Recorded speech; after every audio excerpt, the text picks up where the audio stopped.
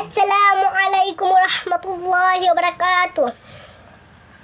মাসআলা ওযু করার তরিকা, ওযুতে নিয়ত করা সুন্নাত, বিসমিল্লাহ পড়া সুন্নাত, দুনো হাতের কবজি সহ তিনবার দুয়া সুন্নাত, তিনবার মিসওয়াক করা সুন্নাত, তিনবার কুলি করা সুন্নাত।